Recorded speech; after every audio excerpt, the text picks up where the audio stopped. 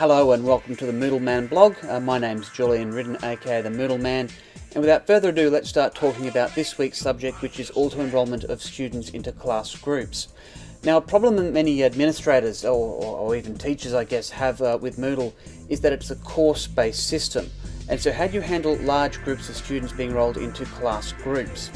Now, here at Riverview, we don't lock our system down as such. There is an authentication process to get into Moodle, but then we happily allow our students to enroll in any course that they like. A Year 7 student may choose to look at Year 8, 9 or 10.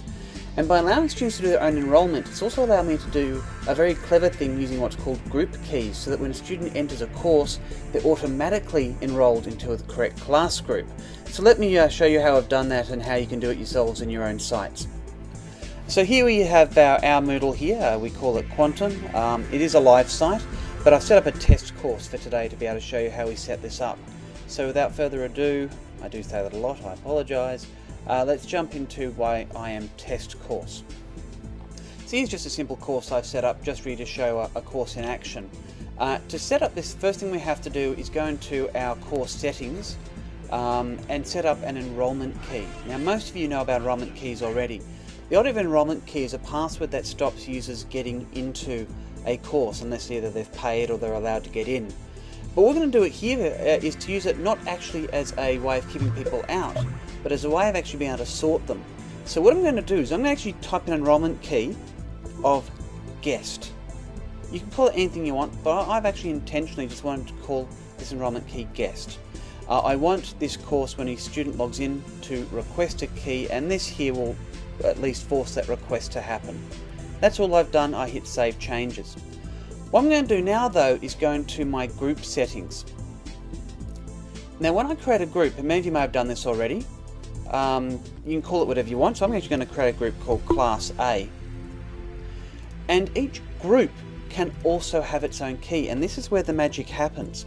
Because what's happened now is when a student goes to enroll in this course, it will look first of all at the course key and see that doesn't match, and then it starts looking at each of the individual group keys. And the group key that it matches, it will actually let the student in and auto-enroll them into this group. So here's, Class A, and just for the sake of it, let's create another couple called Class B and Class C. Now again, all I'm typing in as a key here is Class B. This is not here to actually keep people out of the course. I actually have the same key across every single course in my site. But what the student does is actually looks at their timetable and says, oh look, I'm in Class B, and they just type in the appropriate key. So there's a Class B key, and let's do one more group. And I'm sure you're going to see a pattern here. Class C with the enrollment key of Class C. Again, just unmask that so you can see it. So that's all I've had to do to set it up. And I normally set up A through to H in each of the courses that I've created. Now, let me log in as a student. I'm just going to log out of myself.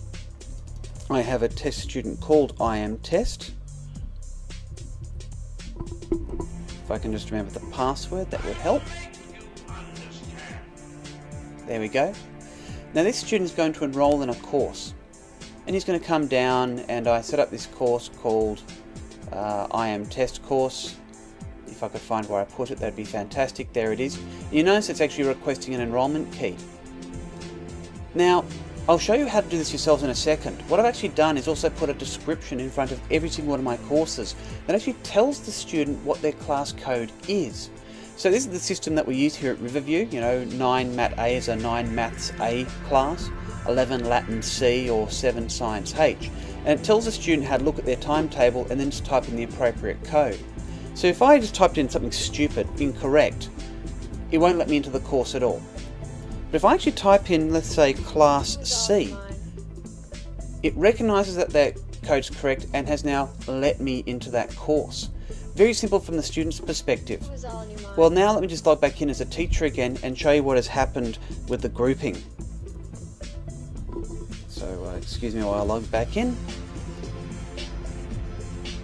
If I now go back into the IM test course and look at my groups, you'll see that not only has a student been brought into this course, but they've immediately been assigned to Class C.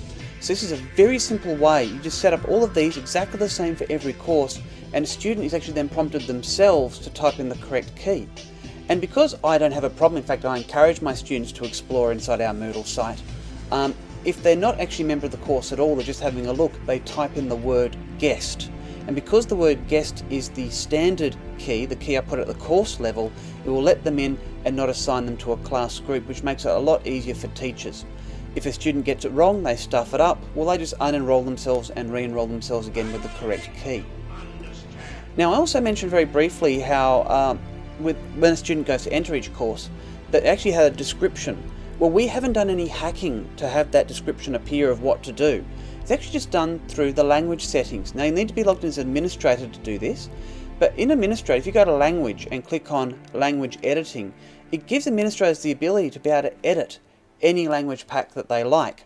So if I go edit words or phrases, and I choose file to edit, now this, for those of you who need to know it, is actually located within what's called moodle.php. These are all the generic settings are kept.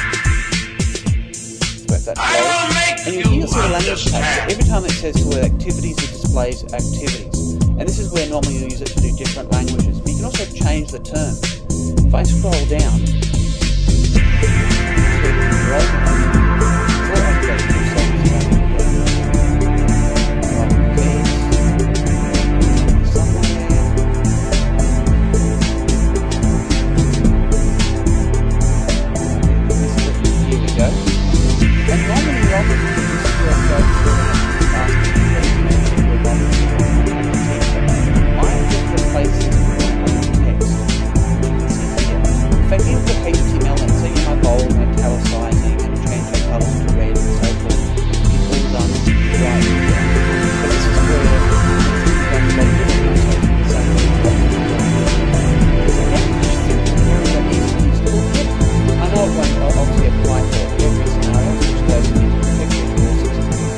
self-knowledge,